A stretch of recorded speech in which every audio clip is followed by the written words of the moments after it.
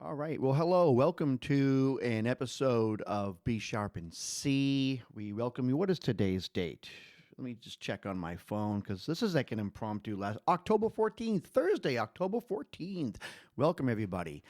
Um, yes, this is an episode of B Sharp and C that I just had to make. Now, I'm slowly migrating B Sharp and C over to a video only format. So I will be, yes, pulling away from Spotify and from all those other forums and using only YouTube.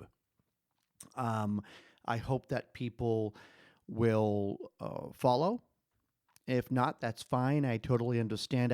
I feel that the visual experience is better. And I am going to, in 6 days, I'm going to the eye doctor.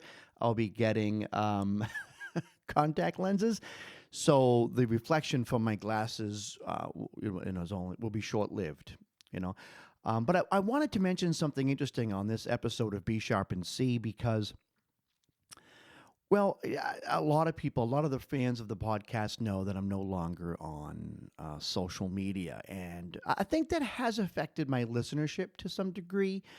Not as much as I thought it was going to, and one of the reasons why is because um, well, simply put, there's especially if you use Facebook or Instagram for some type of business, the algorithm will purposely make it so your feed or your post does not show up on somebody else's feed. Even though you might have 1,800 followers that they decided to follow, Jones Carpentry or Margaret's Desserts or whatever Facebook page you have, you could have 1,800, 2,500 people, people that you even paid for advertisement in order to get more followers of your business page. You could have 2,000 followers. You post something and it gets like 6 views or whatever. And then Facebook will send you a message saying, hey, you only got 6 views, man, but you can boost this post. $15 a day budget and go ahead and boost this post. And you end up spending money or encouraged to spend money for every post for people to see. So it really benefits the Facebook and the Instagram platform. So I've been off of Facebook for a couple of months now. I did not deactivate my accounts.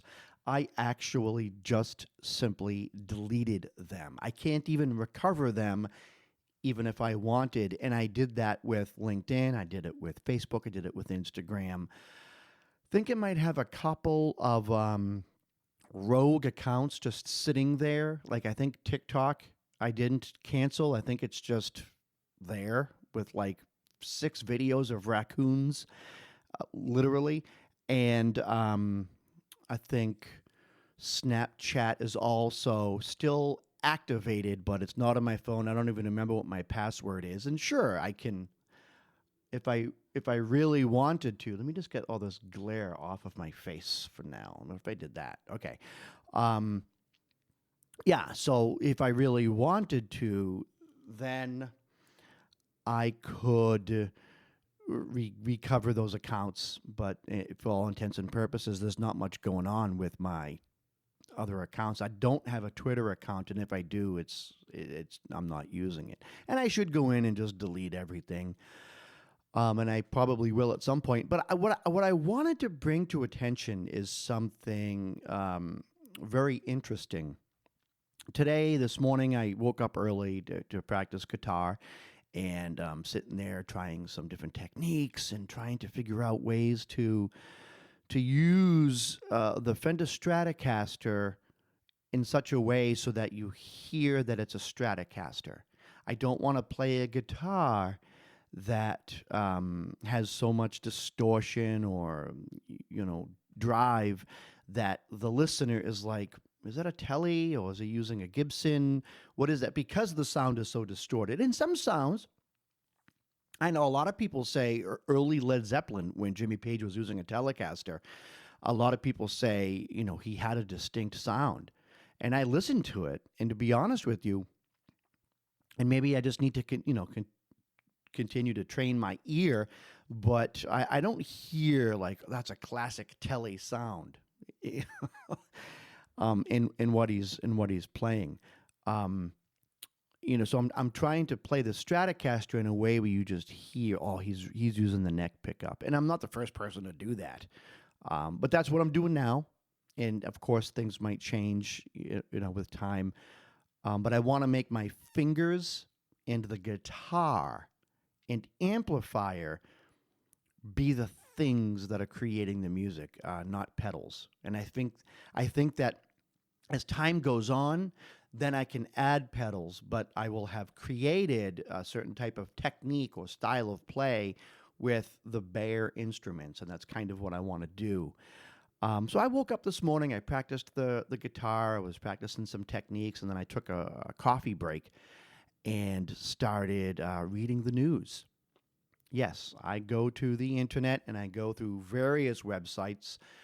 So I even sometimes go to websites out of the United States to get news about things that are happening in the United States. Get an outsider's point of view.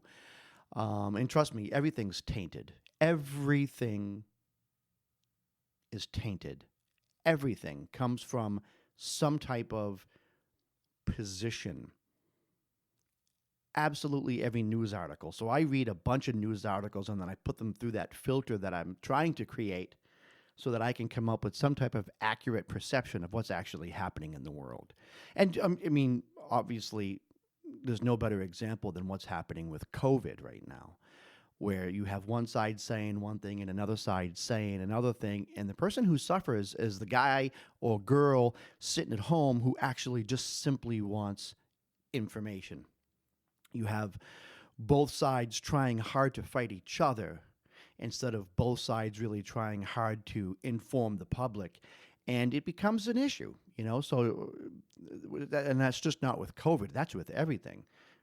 Have fun trying to research things about, like global warming and other things with the environment and just really anything. You really have to kind of fish through a lot of stuff. So I'll do that. I'll go read something and I'll go through a lot of websites. Now, unless it's something neutral, like there was recently a story of this family, and I want to go back and read up on it because I don't exactly know what happened, but there was a story of a family in California, and they had just moved to California out in the Sierra Nevada area, really beautiful, and they went hiking. It was the parents with a 1-year-old daughter and a dog. They were all found dead on this hiking trail. And I was just amazed by this story. I mean, first of all, it's horribly tragic. It's horribly tragic. No family with a 1-year-old and a dog is looking to get themselves in any type of lasting harm, let alone just all die together, right? You know, if you know anyone with young kids, they're very careful. Their view on life has changed, everything. And they had a really close-knit circle of friends. Absolutely tragic on so many levels. I don't really think it matters where I've gone to read information about that case. The information all seems to be pretty just factual. Okay, we're doing, we're waiting for the toxicology report. Usually takes weeks, and then no drugs were found. We don't think it was algae in the nearby water. No foul play as far as murder. So for me, something like that, you just go, you look, it's just facts. But you can't, anything that falls into anything at all that affects one political party, then both political parties come in and have their opinions, and it becomes very difficult. And recently I'm going through the news, and I came across this article on the Washington Post, and I'm going to share some information with you. It's regarding Facebook. Now, let me just say, I am completely off of social media to the degree that I don't look at it. I don't have I'm 100% for the first time since the the advent of Um, Social media, I'm completely off. So I think the first time since 2007, since I started with social media, I'm completely off, 100%. And it's only been 2 months, and I can't. I will sleep through the night. I don't wake up at 3 o'clock in the morning with my mind racing anymore. I don't regret something that I texted to someone because I've had a glass of whiskey. Someone said something, and then I make a comment, and then I get something back saying, um, Artie, how could you say that? And I'm not saying that it's everybody else's fault, that everybody else um, is wrong, or oh, the whole world misunderstands me. I'm a victim here. I say something and it gets misunderstood.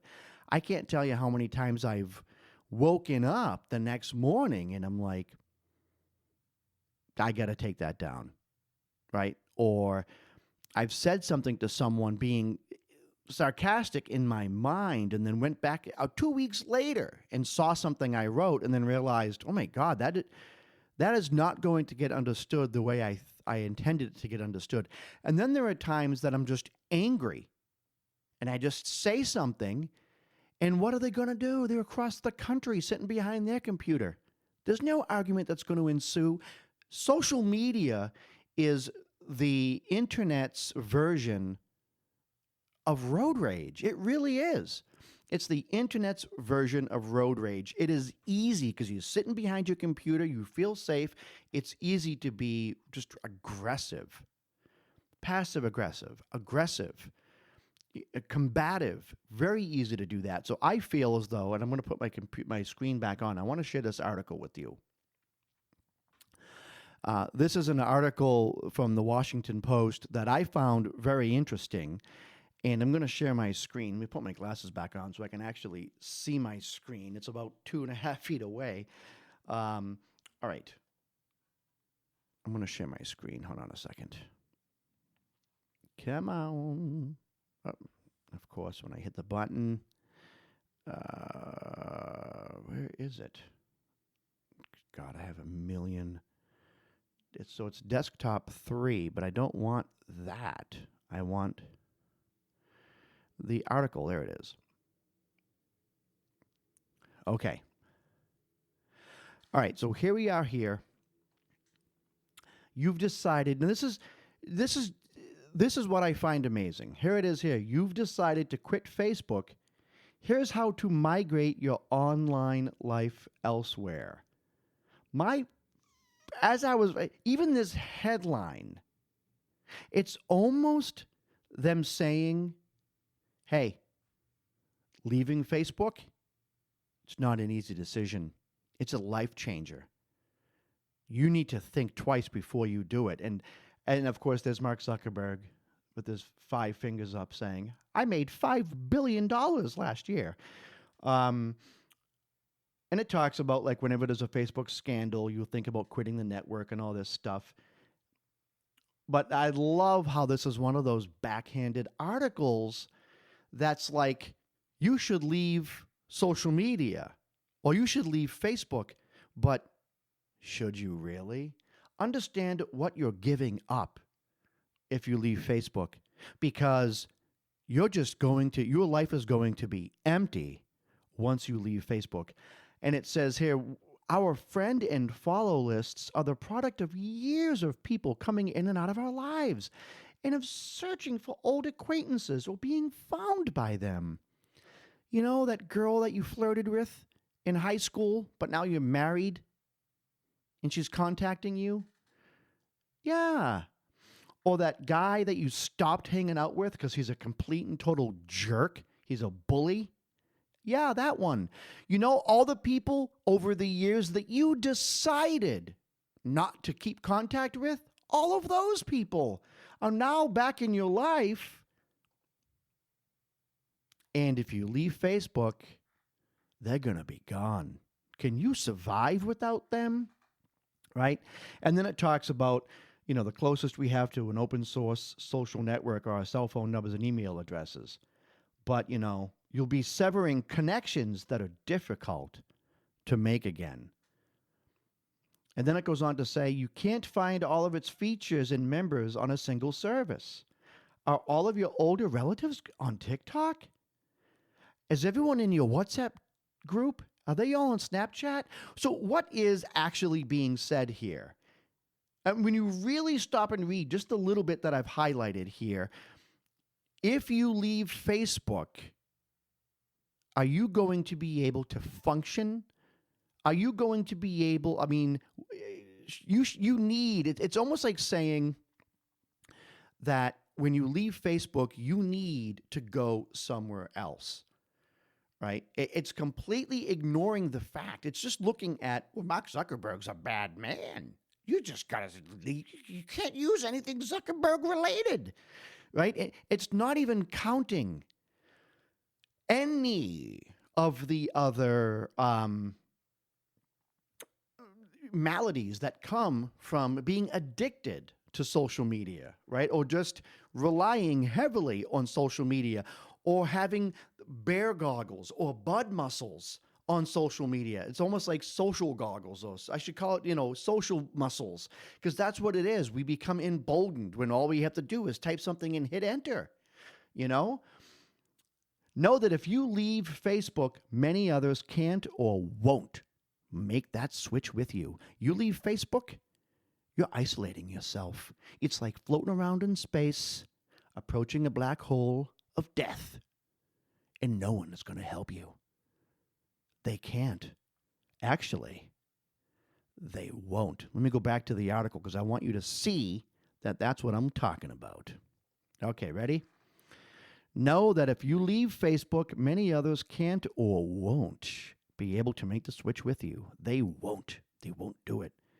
Especially in countries where Facebook's free basics is the internet for people, or where WhatsApp is the same as text messaging. That's right. If I have that friend who they call you, you say, give me a call, and you're driving in your car and they call you on WhatsApp, and they actually can't tell. They can't tell the difference if they're calling you from their phone or from WhatsApp. They don't know. I have literally told people, do me a favor, don't call me on WhatsApp. Because if I go in and out of a Wi-Fi zone, the line cuts out. So don't call me on WhatsApp. Okay, I won't call you on WhatsApp. 3 seconds later, incoming call on WhatsApp. And it's them. Is this better? They don't know that they're calling on WhatsApp. It's brilliant. We use their service by accident, thinking we're not using it. Don't tell me that's an accident. Don't tell me that's just some thing that just happened. Oh, it's brilliant marketing, right? And then it says, where can you recreate groups? Because, these toxic groups where someone says something and then someone else comes in and then says, you're wrong. And there's all this correcting and political correctness and misunderstandings. Where can you have that nice experience somewhere else? Well, it's nearly impossible to recreate larger groups in their entirety, especially if many members struggle to learn new apps. So, because people are stupid, that's right, everyone in your WhatsApp group is an idiot. Because of that, you're never going to get everybody to leave WhatsApp and go to another group because they don't have the intellectual capacity. You're stuck. Facebook is your universe, and there's no way out. Ever. That's right. There's no way out. Yep, let me just go back and let's read that again. It will be nearly impossible to recreate larger groups in their entirety, especially if members struggle, those poor idiots, to learn new apps. I'm sorry, folks. You have to use WhatsApp. You have to use Messenger. People aren't smart enough to use anything else, right? And there's other stuff here. There's other information. I just highlighted what's important. It mentions Reddit. Slack is a great platform, but it's really work. It's focused towards work, right? Where to kill your time. So let me okay, I'm going to stop sharing for a second. The Washington Post, okay, needs to tell you where you can kill your time. Now, let's go back and read this together, and then let's just stop and analyze exactly what's being said here. Because, again, we just don't have the mental capacity to fully comprehend anything at all, ever in life. Okay, ready? Let's go back. For many, Facebook and Instagram aren't so much places of deep personal connections. It's deep personal connections is an overstatement, as they are places to kill time. It should be places to kill intellectuality. What's the word? See, I've used too many of my brain cells on Facebook. Now I can't even say that word. If you enjoy memes and are just looking for the best way to scroll mindlessly without being stressed, do you make your way to TikTok? Is this a joke? If you enjoy, I swear, I don't think that Brian Regan or, the Maniscalco guy, that stand-up comic, what's his name, Sebastian Maniscalco, I don't think they could write material as funny as this. I'm sorry about that. I won't edit that out. I'll leave that cough in there. Shows that I'm human, Yep. The heavy breathing, the coughing, the snorting. That's right. All right, let's go back to this. If you enjoy memes, because memes are let's just face it, some memes are funny. If you enjoy memes and are just looking for the best way to scroll mindlessly without being stressed, which this right here is this doesn't work. This is a catch-22 or whatever the heck the term is. This scrolling mindlessly without being stressed does not happen. Study after study after study shows that if you sit there and you scroll when you go to bed and you scroll when you wake up, it causes stress in the long run. Okay? It causes problems. But then it says, make your way to TikTok. There is absolutely nothing beneficial on TikTok. I tried TikTok for about 6 months. There are some funny videos on it.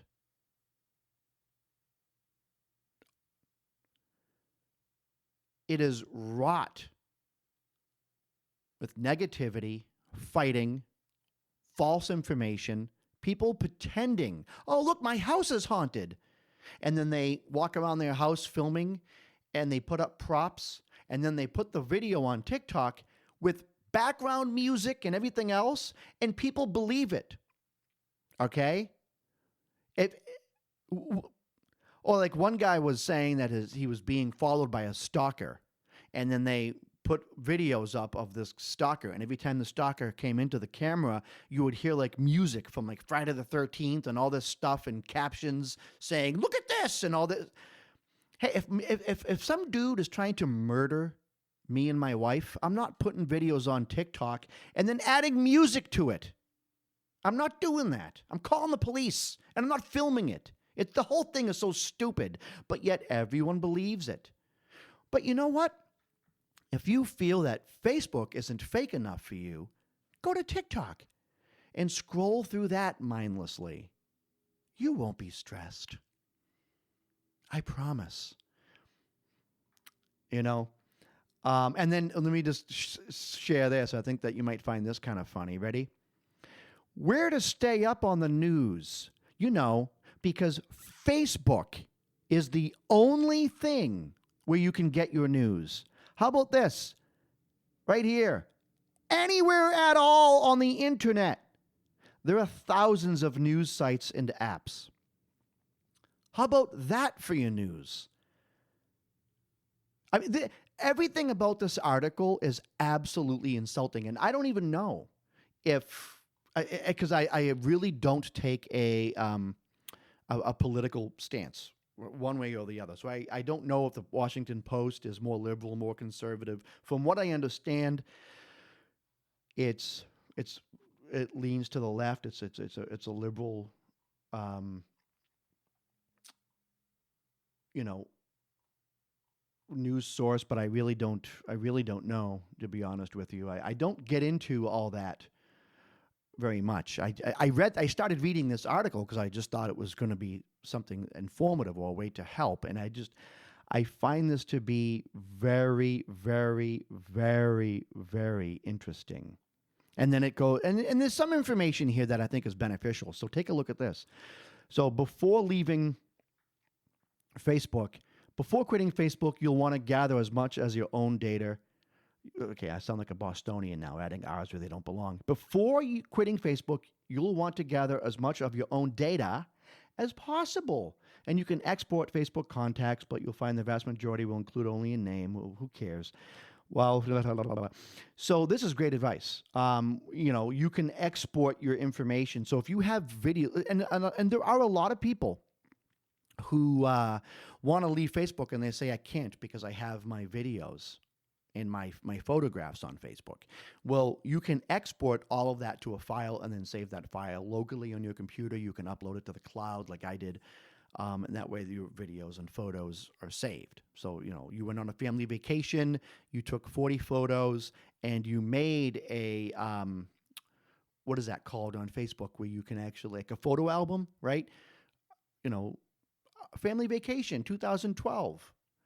And you don't want to lose those photos. Well, you can export everything that you uploaded on Facebook. You can export it to a file and then upload all that information to the cloud, or just save it locally on your computer. Do whatever you want. You don't need to keep it on Facebook, But anyways, I just thought that this article was very interesting because there are a lot of people who want to leave Facebook because of the scandals. I went another way. Yes, there are a lot of scandals, but social media in general. So it's not just a Facebook thing with me. So don't let my opinion thwart your, affect you in any way. But like social media for my personality is not good. I decided I don't want it. I have a very addictive personality. I'm very outgoing. So there are times I just kind of say stuff and then realize, oh, nope, I shouldn't have said that. So, I find that all of social media for someone like me is not good. And it was affecting my one-on-one time, my actual FaceTime with people. It was affecting my actual FaceTime with people. I felt as though I was kind of living like half a life where I would only give so much of myself because my other half was on social media. And I'm still using YouTube, right? So I still upload videos to YouTube like this one here. So I still have some sort of online presence. But for B Sharp and C, I really do believe it's like, okay, YouTube is the best place for me to upload videos. It gets the most visibility, and it's also a place that I can put my music. And if someone wants to listen to my music, then they can go to the streaming services or YouTube and listen to it. So I just thought that was about it. That's all I have to say. This has been a long episode. So I do thank you for your time and for your attention. And there are a few episodes that are already in the queue, I think going into mid-November for B Sharp and C. After that, I actually think, again, I'm going to change the format and make it a complete and total video experience and add stuff like screen sharing and maybe even play some interviews with musicians and what have you, stuff like that. So, yep, that's about it. So again, thank you for your attention. This is Artie Astor of this episode of B Sharp and C. Until next time, keep it groovy.